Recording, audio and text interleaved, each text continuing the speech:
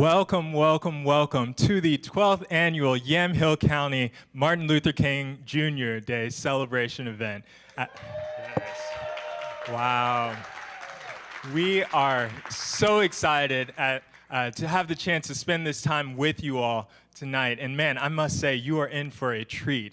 My name is Dimitri Maddox, and I'm one of the co-MCs for the night. My co-MC, Zanabu, was not able to be here at this time, but we do have a video that we'll kick to him in just a second. But before we do, just want to remind you all, the theme for this year's celebration is "The time is always right to do what's right." Words that come from Dr. Martin Luther King himself from a speech that he shared at Oberlin College in 1963. So, without further ado, how about we go ahead and get into the festivities? So I'll pass it over to Zanabu for the video. Hello, my name is Nabu Janaki, and welcome to Newberg's annual Martin Luther King Jr. Day celebration. Today I'm going to be hosting. I was planning on co-hosting with Bryce Cofield, who's hosted for the past few years, but he's had a new child, new little baby boy, and kids can be a handful, so he wasn't able to make it. I'm currently not going to be able to be there as well, but that's just because of Omicron, which has gotten me. I was chosen to co-host, and then host now, obviously, because I had made a video a couple years back, or maybe a year back, for this exact event, and probably people really enjoyed it, so they wanted me to come back on. The video was just a it was a music video of a young MC song, if you ever listen to him, kind of older. And it's just about how he would be sent to the principal's office. And I feel like I could relate to that just because I would get sent to the principal's office quite a bit. I'm really sad that you guys weren't able to be here in person, but hopefully you guys are tuning in through whatever you use, YouTube, Facebook. I think you can do it on Zoom as well. And I'll probably be there in the comments as well, talking to you guys if you want to talk. We have a lot of great performers, some from Newberg, some from Portland. So you may have heard of before, I don't really know. But they're really amazing, and I hope you guys really enjoy this, because I know a lot of time and effort was put into this, so you guys can have the best viewing experience.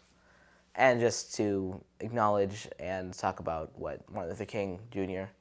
has done for everyone in the Black community. And now it's my honor to introduce the mayor of Newberg, and just an amazing guy, Rick Rogers.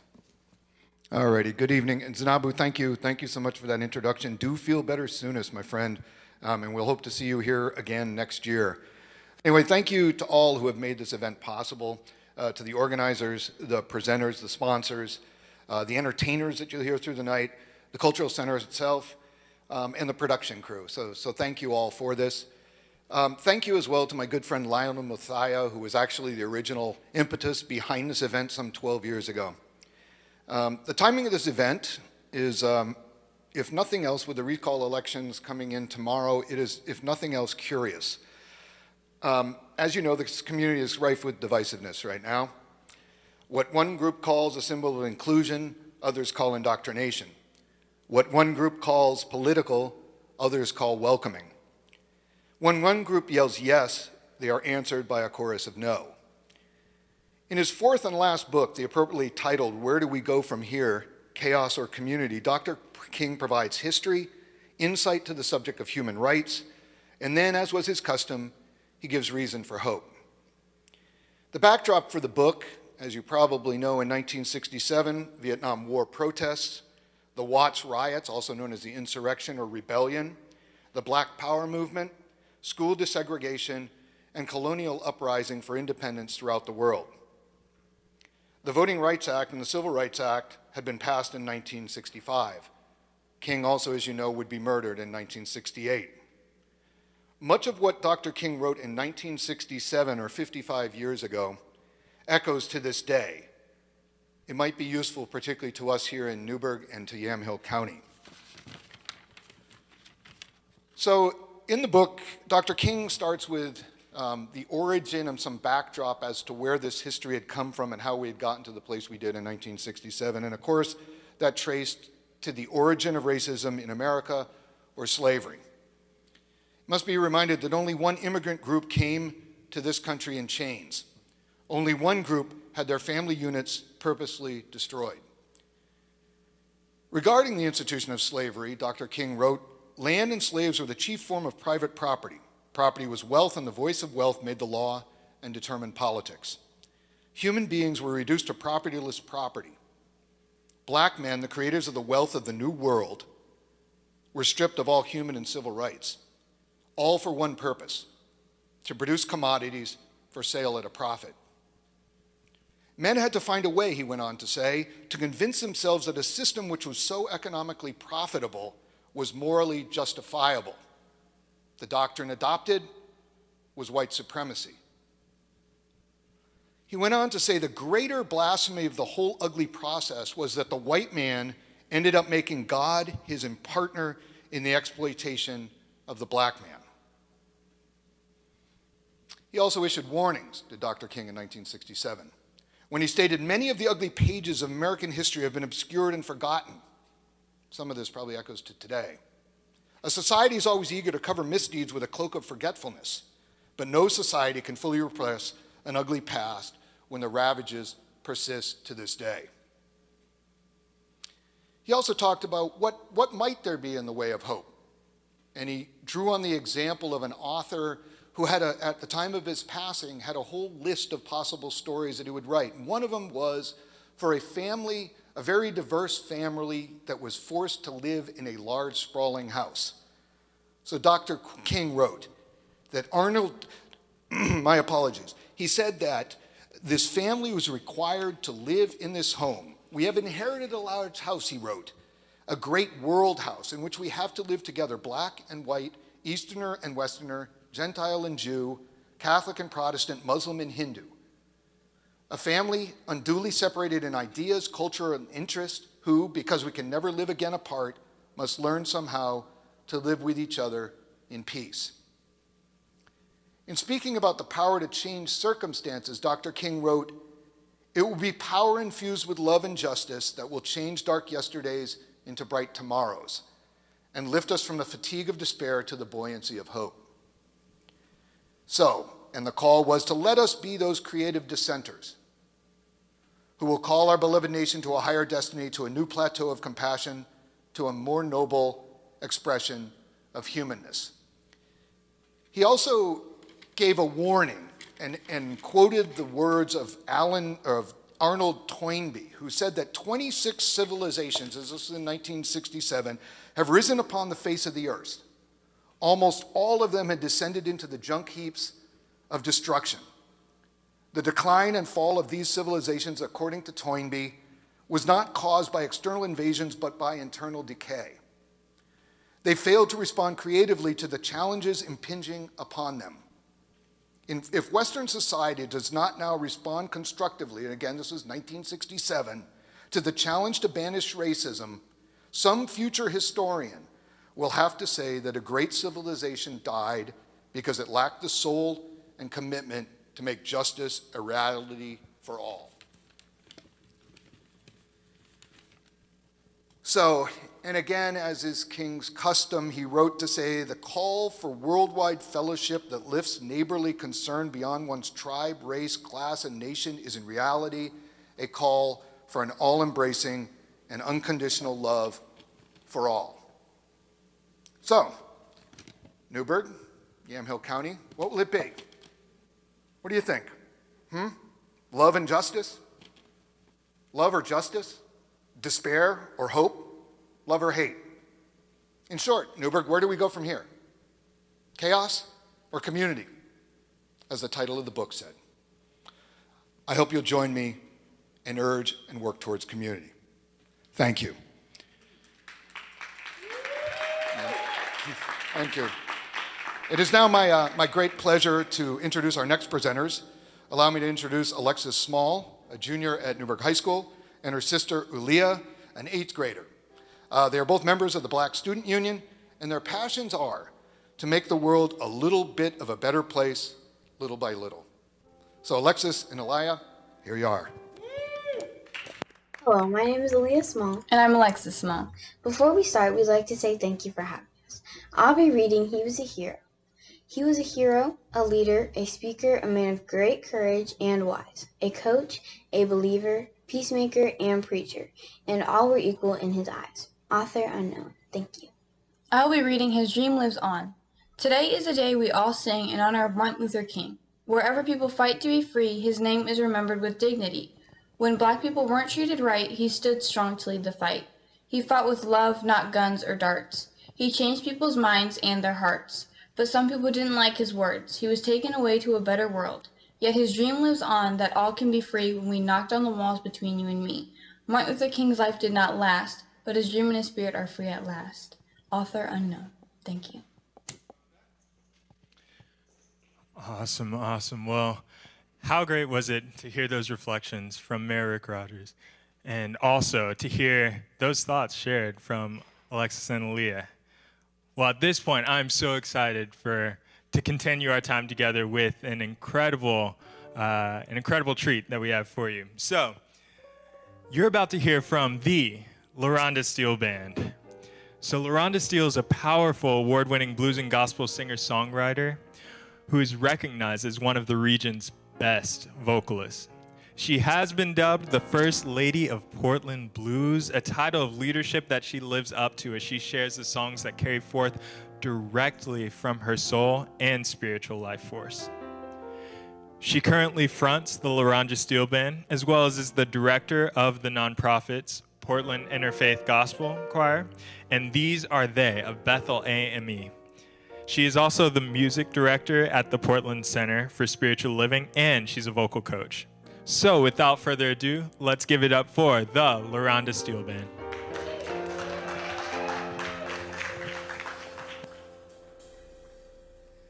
Thank you so much. We are so honored to be here. Our first song for you this evening is I Wish I Knew How It Would Feel to Be Free.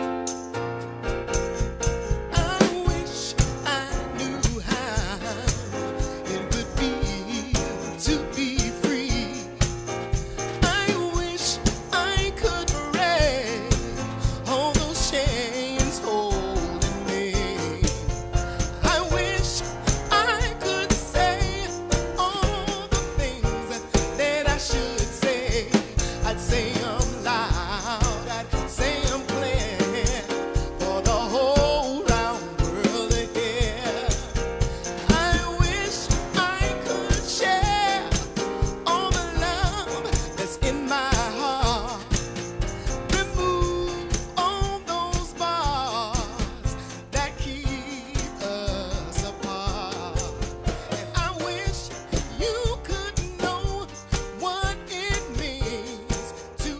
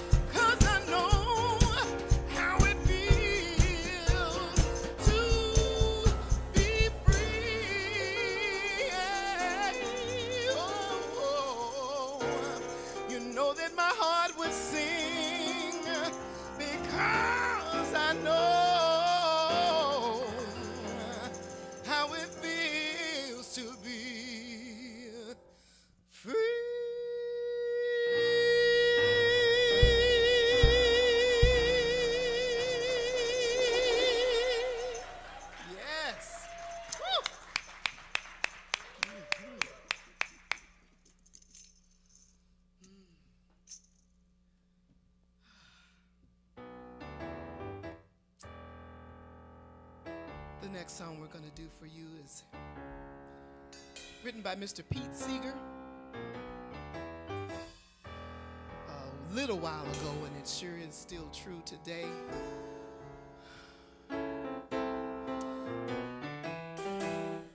We pray that you hold it in your heart and that we all can live it.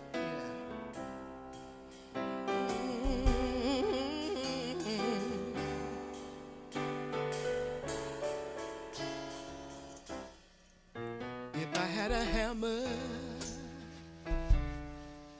I'd hammer in the morning, I'd hammer in the evening, all over this land.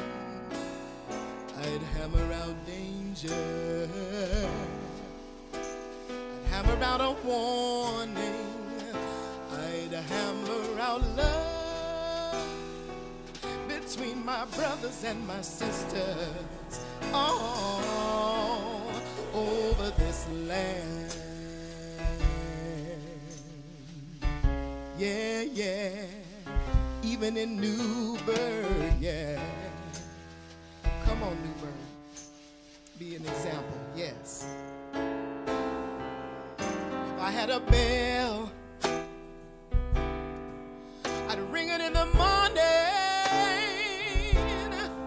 I'd ring it in the evening, I'd ring it all over this land. I'd ring out danger, I'd ring out a warning, I'd ring out love between my brothers and my sisters all over this land. Yeah, all over, all over.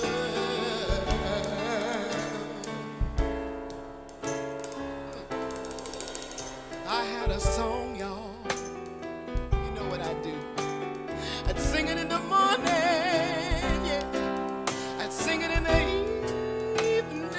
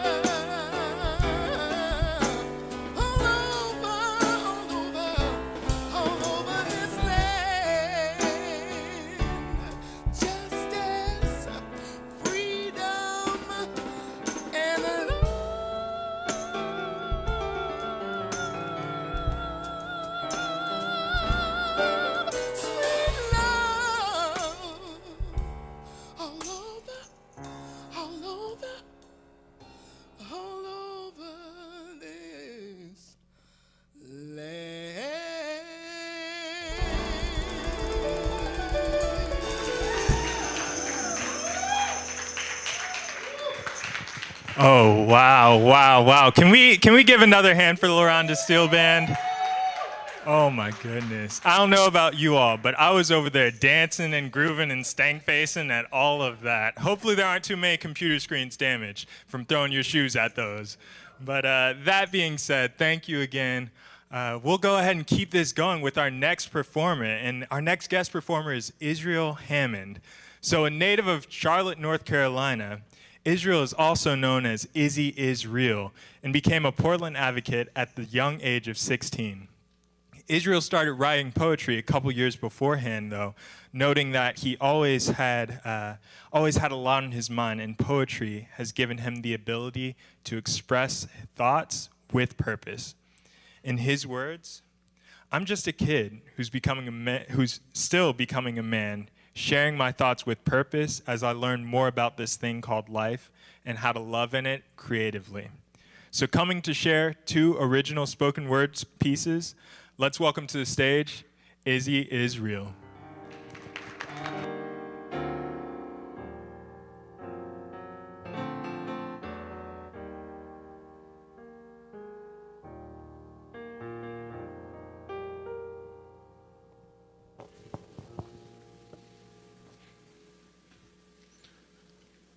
What is love? Love is complicated, multifaceted with depth and breadth beyond normalcy. And normally I'd insert this part here about why I'd never fallen in love in any way other than clumsily, but this poem is not about me in totality. But this poem, because how can one share their experience without a little bias? Perspective is everything, no matter how white it is. They say the victors write history, however, the losers write our textbooks. Wars, no matter how civil, still marvel me, if not for infinity, maybe just internally. Which brings me here, to this place and space. My internal wars with love span over years of feeling misplaced. With self, family, and society, I believe that no one truly wanted, understood, or remembered me. This is not a sob story, but rather a very vulnerable poem, not about me, but about love in totality.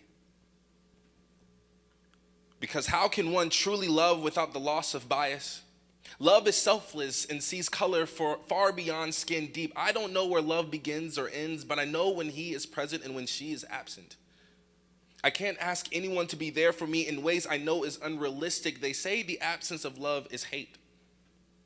And I hate oppression. I despise violence. I abhor racism. Broken hearts, families, and history surround this box full of pride, power, Martins, Malcolms, T'Challas, and Killmongers. Not many white Americans care to look at their privileged reflections, but love would. Love did. Over 2,000 years ago, God watched as love stepped out of his comfort zone day in and day out until the age of 33. But yet, alas, it was still not enough for everyone to take note. Society proved itself right once again, doomed to the cycles, cages, and currents of willful ignorance, pride, the destruction before haughty spirits fall. Before we ever walked, let's not forget that we crawled. Carried even beforehand by hands acting as love's fingertips. One body has many parts. So did love. Love has no race. Love knows no prejudice. Love has no shade or preference. So why do we speak for love as if we created it? Playing traffic control as if love cares what we think. You've heard before, love is like an ocean. It's deep, yeah, it's strong, it's relentless, it's unpredictable, and we barely know 2% about it. There is no true definition of love that encompasses every aspect of it. If there was, we would be perfect. Christ has been the only living being to purely love, and look what the world did to him. Love is complicated, multifaceted, with depth and breadth beyond normalcy. I believe love truly wants, understands, and forever remembers me. This was a love story and a very vulnerable poem, not about me, but about love. Because how can one truly love without the acceptance of self in totality?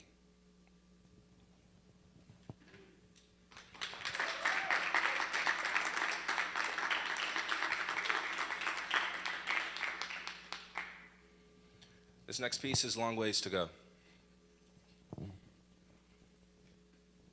Loving and living, crying and dying, fear and doubt undoubtedly ruled out near and far. Dead bodies lay out much like heels that tar. Streets paved black from years of war. Blood of civilians cry out cause it rained and poured. Chalk boxes resembling bodies of forensic tour. Outlining the red-lined crimes against minorities. Authorities believe in a smoke screen of perceived justice and rule inferiorities, Lord. Still can't find 40 acres for my grandparents' mule. Quite the obvious allegory, but wait, there's more. GI bills for GI Joes leave $0 bills for blacks, and now we owe our lives to the battlefield of equality on home soil while interest on dissension grows. Lord knows, hate is hope's greatest foe. Cruel devils are spotted, appropriating blackness like Dalmatians twist plotted. Greedy presidents like Corella DeVille, damnation's 101%, his soul's rotted. The face of privilege, orange-hearted. It can't be black, if so, he'd have a heart attack. Claimed Juneteenth after snorting a line of crack, proclaiming that he brought it back. Fancy that. The thing you hate most, you represent like Indians on a football hat, icon cap. You say get over that, I say reparations are for all who have been murdered at the expense of another's comfort. We call white privilege that. You call it violence. I call it self-defense. You call it protesting. I call it recompense. You call it white guilt. I call it white ignorance. We've got a long, long way to go before we find true deliverance.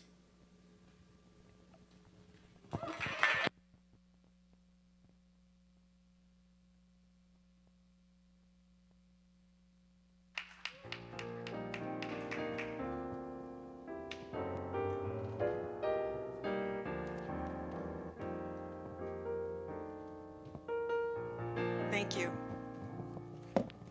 Good evening. It is so hard to go behind. That was my intern. Can we give him another? That's Israel Hammond. He was an intern of mine when he was a student at George Fox University, and I thank you so much, sir. I knew you were a star then, and you have been a bigger star since you left our office. And to come behind LaRonda Steele, oh my God. Dr. King said, everyone can be great because everyone can serve. And tonight is a true testament of that because everyone has served us and they have given us their best. My name is Loretta Smith, and I am running for Congress here in the 6th District. And I want to thank the Chehalem Cultural Center for having us here tonight here in Newberg. Newberg is really showing us, yes, yes. They are showing us great hospitality, and like the mayor said, either you want chaos or you want calm or community. And I think we want calm and community, particularly while we're celebrating this Dr. King legacy. I want us to join Martin King III in supporting, protecting our voting rights, because all over the country, there are many voter rights suppression laws, and we have to show that we are fed up with that.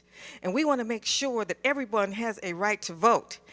I think that being a public servant is one of the best things that you can do in life. And that's why I'm here today, is to introduce my good friend who is a public servant, and that is Ty Harden Moore. She's your candidate for Yamhill County Commissioner.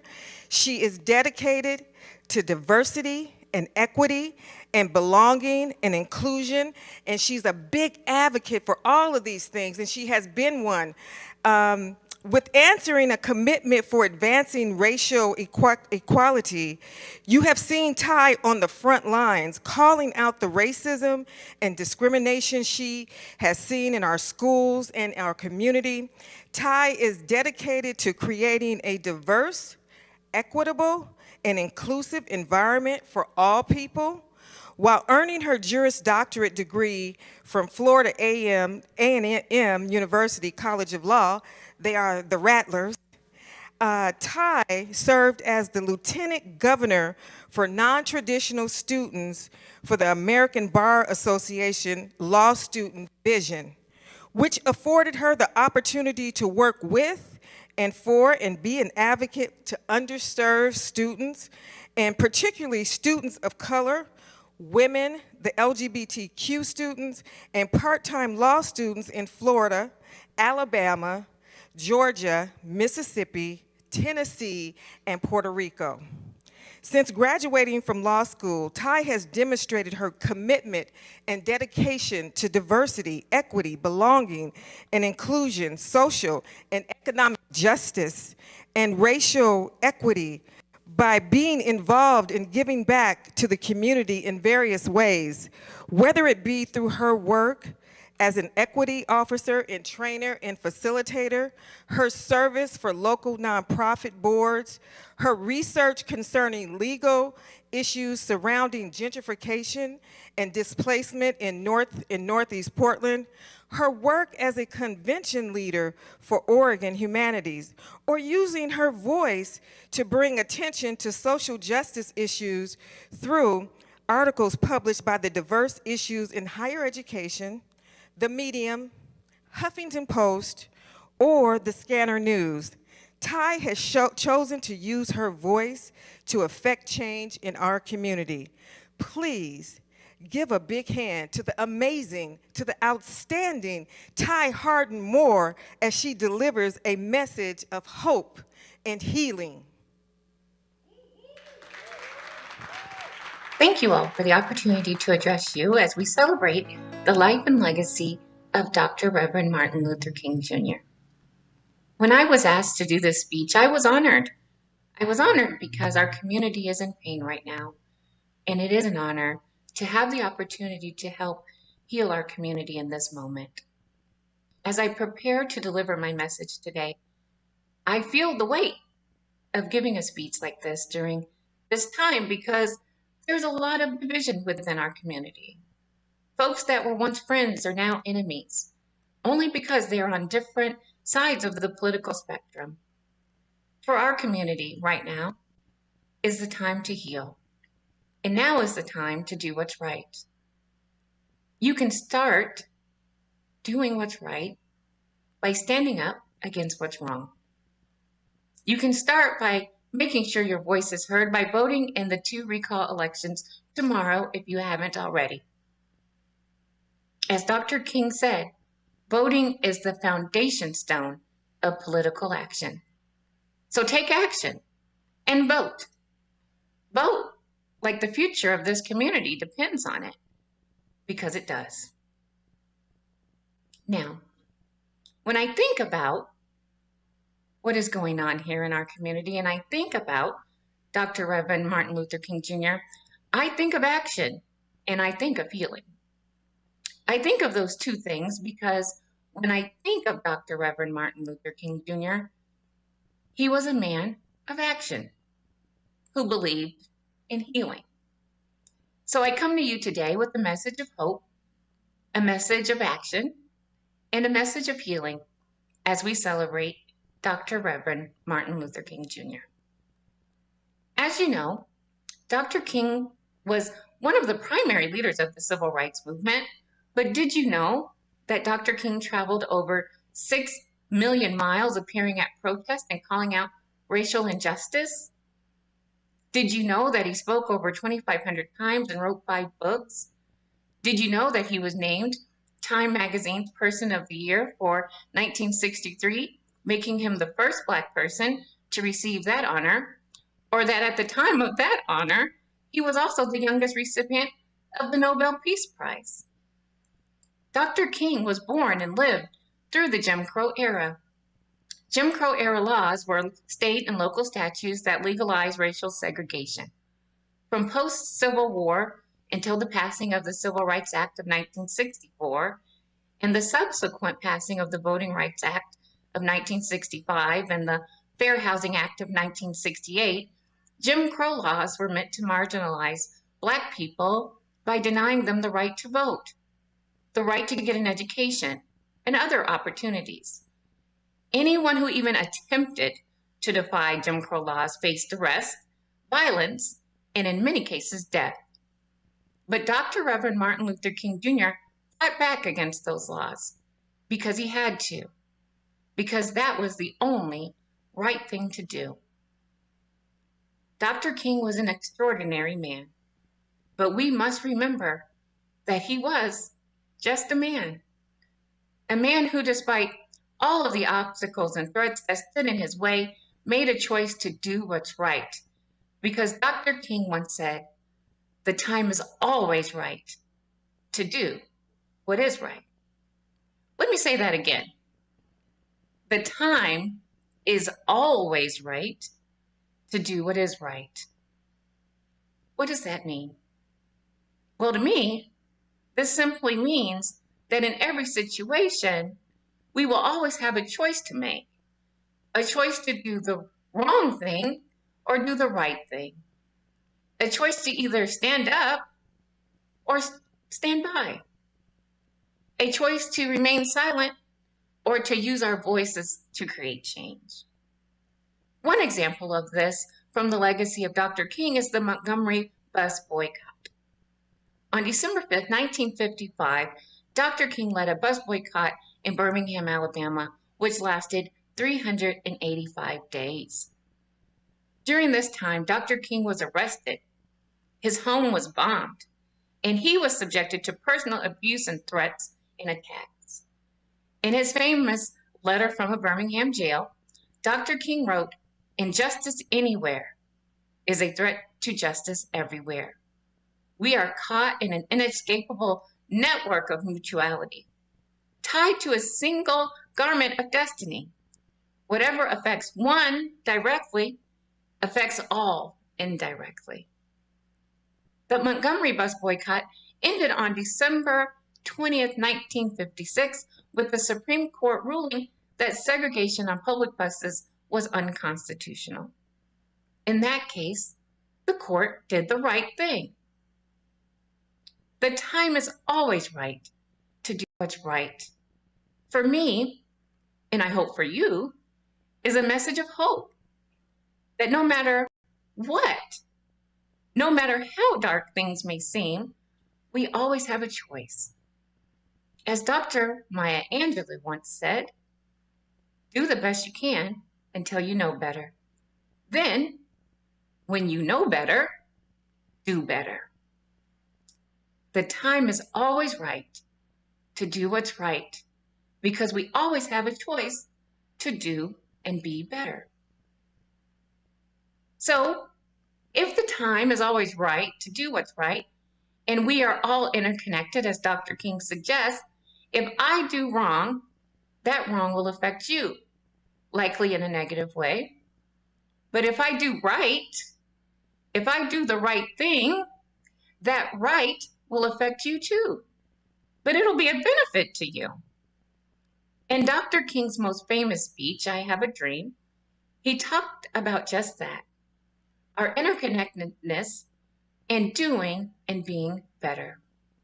The speech is so powerful, and its delivery on the Lincoln Memorial during the March on Washington is considered one of the defining moments of the Civil Rights Movement. We all know the speech well, but thinking back on his eloquent and compelling words now, those words were a call to action to do what's right. In the speech, Dr. King speaks about uniting people. He talks about the unkept promises to Black Americans and how 100 years after the signing of the Emancipation Proclamation, Black folks were still not truly free and were not experiencing the American dream trio of life, liberty, and the pursuit of happiness. The speech focused on the urgency of now, that now is the time for change. Dr. King said, this is not the time to engage in the luxury of cooling off or to take the tranquilizing drug of gradualism. Now is the time to make real the promise of democracy.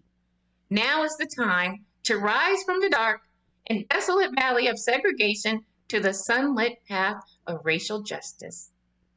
Now is the time to uplift our nation from the quicksand of racial injustice to the solid rock of brotherhood. Now is the time to make justice a reality for all of God's children. Dr. King's message that day was clear. It was a message to America a message to the world that it was time to do what's right. When thinking about the idea of right versus wrong, I immediately think back to childhood, the time where we learned the difference between right and wrong. We all remember our parents or elders telling us no and not to do something because there are rules and we must follow those rules. But telling us no and to follow the rules doesn't really teach us anything about what's right and wrong. We learn what's right and wrong through our experiences. As children, we learn a lot from our environment, who we're around and how they navigate what's right and wrong. Our parents and caregivers and teachers, through their words and actions, shape our views on ethics and morality because we look to them as examples and for guidance on how to act. As we move through each stage of development, from birth through adulthood, and have the experiences that go along with that, our understanding of right and wrong also develops. We become morally intelligent. Our understanding of right and wrong becomes a compass, a moral compass, and knowledge that the feeling of something just doesn't sit right with us. That feeling, that force that guides us in our gut and tells us what's right and wrong, that knowledge, that's our conscience. However, even though we have an understanding of what it means for something to be right and for something to be wrong, what is actually right and what is actually wrong can sometimes be unclear, making it difficult to do what's right.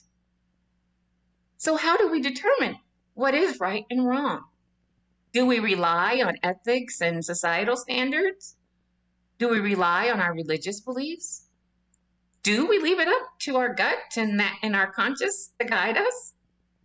Well, we can in fact rely on all of those things when determining what's right and wrong, because there is no one thing that tells you what is right versus what is wrong, because the ultimate determination of that is determined by you, the actor. Once you have determined right versus wrong, you now must decide whether to act. Here is where Dr. King's words really come into focus. The time is always right to do what is right. Always. The time is always right to do what is right. You don't need to wait for the perfect time or the perfect situation. And you don't have to wait for permission. When you decide to take action, especially when you decide to do the right thing, you are making a choice to act, a choice to do good, a choice not to cause harm. As I mentioned before, no matter your political beliefs, we have seen our community come to a place where we must decide together that now is the time to act, because it is always the right time to do what is right. Because sadly, we are now beyond simple political and ideological disagreements. We're now in a place where hate has taken over, and right and wrong are becoming unclear for too many people. As Dr. King said, we must learn to live together as brothers or perish together as fools. So, what does doing what's right mean? Well, it means recognizing that we are better together, investing in community, growing together, helping each other, and thinking. Recognizing that we are better together. The time is right to recognize that you have a duty to yourself and your community to do what's right. Use your voice. Advocate for the things that matter to you. Take control. You don't have to sit and allow things to happen. You can peacefully resist. You can protest and speak out. That's a part of doing what's right. Imagine if Dr. King never used his voice to impact change. Where would we be? His words and actions changed the world, and yours can too. As Dr. King said, our lives begin to end the day we become silent about the things that matter. We must recognize that we are better together. Despite our differences, we can and must work together to make our communities stronger and our world a better place. Investing in community. As we think about community and what it means to invest in our community, we must start with the idea that the first purpose of community is to provide support. Investing in community means pulling together in tough times and not allowing our differences to divide us. We must make a conscious effort to build strong communities that focus on celebrating our diversity, achieving racial equity, and focusing on authentic inclusion. And growing together. Life is a journey, and we're all on different paths. We have differences, and that's okay. But we must be willing to grow together. As Dr. King said, people fail to get along because they fear each other. They fear each other because they don't know each other. They don't know each other because they have not communicated with each other. We must be willing to listen to each other and learn from each other because, again, we are better together. Helping each other. Dr. King said, life's most persistent and urgent question is, what are you doing for others? If you aren't finding ways to give back, you are not doing what's right. If you aren't finding ways to help other people, you aren't doing what's right. You can say all of the right and pretty things, but if there's no action behind your words, it means nothing. Finally, thinking. Dr. King said, darkness cannot drive out darkness. Only light can do that. Hate cannot drive out hate. Only love can do that. Think about how you are showing up in the world. Are you contributing darkness or light? Are you making a conscious effort to do what's right? If not, why not? And if so, can you do more? As we look back on the life and legacy of Dr. Reverend Martin Luther King Jr., it's easy to say, well, he was so great. There's no way I can do that. But we must remember that Dr. King was just a man, an extraordinary man, but nevertheless, just a man. Dr. King was a man with flaws, a man with fears, a man with hopes and dreams.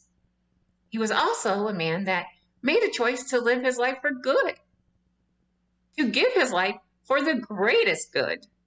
A man who made the ultimate sacrifice because he knew that despite the dangers and unknowns that laid ahead, the time is always right to do what is right.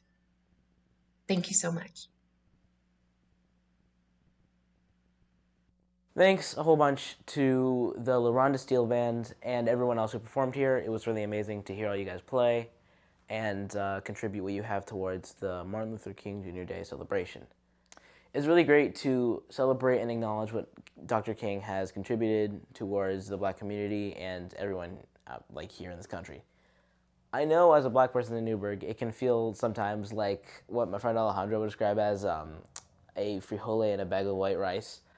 Just because, there's so many white kids everywhere, it's crazy. It does not help at all, not even the slightest, that Brian Shannon and Dave Brown on the school board here in Newberg, if you don't live in Newberg, you may not have heard about this, are actively trying to prevent people from talking about this at schools, and it's a really huge problem. And I hope that you guys, people living in Newberg, vote. It ends tomorrow at 8 p.m. But just please say yes. Like, we really need this, just to get rid of them. And I know personally, sometimes being a black person going through the school system, it can be really challenging, just with this discrimination and always being like having everyone looking at you. But it doesn't help at all with what Brian Shannon and Dave Brown are doing currently, silencing teachers, like through the school board as well, which is pretty corrupt. Silencing teachers and also kind of silencing students as well. Mostly teachers, but it makes it more of a, it makes it just a harder time for teachers to bond with their students. I know that I had a pretty hard time going through elementary school, and I could say some of the stuff was definitely because I was black. I don't know if it was intentionally, but some of the stuff just some really dumb stuff. Like, for instance, playing with pencils, and I just get I get referrals all the time. It's crazy. And it would just be for the dumbest stuff, like playing with pencils, like I said before. I threw a snowball at somebody once, and it was like it was snowy. I mean, I guess I get angry about that, but it's not that bad. Oh gosh, there's some really small stuff, like putting my you ever had like a jacket, and you put it like over your face with the hood.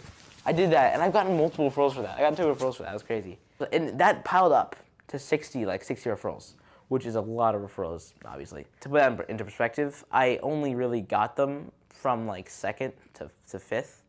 So for those first 2 years, I didn't really get any referrals.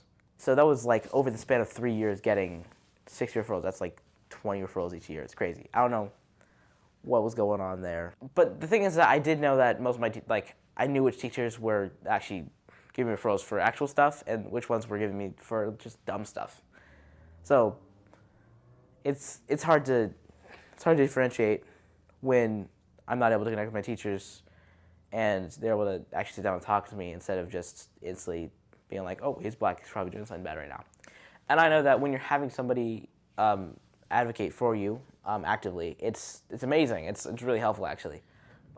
The former school board and the former superintendent were trying to fix the problems in the school district, but Dave Brown and Brian Shannon were able to fire them and remove what we were trying to build. So I urge you to vote yes towards the recall, to get rid of them. We do not want them. We don't want them back. And even if you don't live in the Newberg area, I hope you guys are still being active towards keeping Dr. King's legacy going, He may be dead, he may be gone, but we're still here, and we should be fighting for what we need. Dr. King would really want us to be doing this. Like, voting helps a lot towards the recall, voting yes. And even if you can't vote, like I said previously, just, help out, protest peacefully, Just, anyways, take action some way in your community. It's amazing. It helps out a lot. It may not seem like a lot, but it really does. Just the slightest, small things, maybe this may be a little bit bigger for you, but, wearing something like a Black Lives Matter shirt or something can really show what you support, and people will know who to go to, Thank you all for joining us. Thank you to all the performers. They were amazing. I loved them. It was just fantastic. And I hope you guys have an amazing night. Thank you so much, Zanabu. And thank you all again for joining us. How incredible has this night been, right? It's been great. So just to kind of recap where we've gone and this journey that we've taken together. So after a warm welcome and a call to reflection from Zanabu, you had the chance to hear from Mayor Rick Rogers as he talked about Dr. Martin Luther King's legacy and how it's relevant to today. Following that, we had the chance to hear from Alexis and Aaliyah Small and their reflections. We got soulful and soul-filling music from the LaRonda Steele Band as she called us to that freedom and challenged us to think about what it looks like to live from that with her songs. Then a moving spoken word from Israel Hammond, a challenging and empowering message from Ty Harden Moore, and then personal reflections from Zanabu, a full and wonderful night, all centering on this theme of the time is always right to do what's right. And so as we close out tonight, let's think and let's consider the words of Dr. Martin Luther King as well as when he said, "It is true that behavior cannot be legislated, and legislation cannot make you love me, but legislation can restrain you from lynching me." And I think that is kind of important. This idea of what can we do, what steps can we take in order to embody Dr. Reverend Martin Luther King Jr.'s message. And so, with that being said, thank you all once again for joining us tonight. And we're going to close out with one last soul-filling performance from the LaRonda Steel Band. This has been an incredible program tonight. My heart is lifted and empowered to keep that legacy alive. I want to introduce to you all, Mark Steele is on piano with me today. And Mr. Edwin Coleman III is on drums with us this afternoon. All right. And this song is called The Power of One. Come on.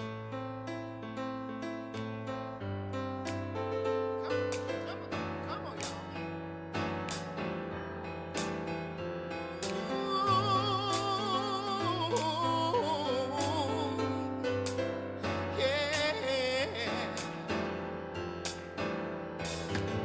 What if it all depended on me to change the world, to change the world? What if my only responsibility was to change the world, change the world? Let me be the one to start a revolution.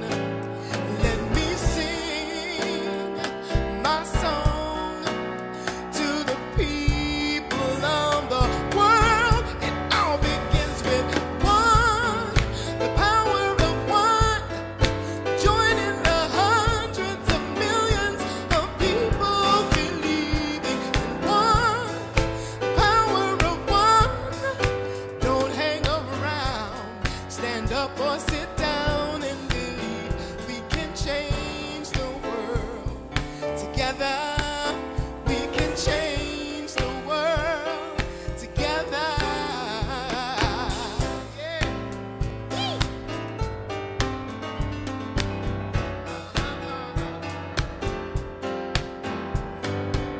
What kind of love can conquer disease and change the world?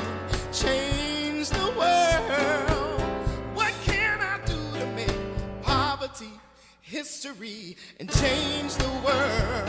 Change the world. Let me be, yes, the one to start a revolution.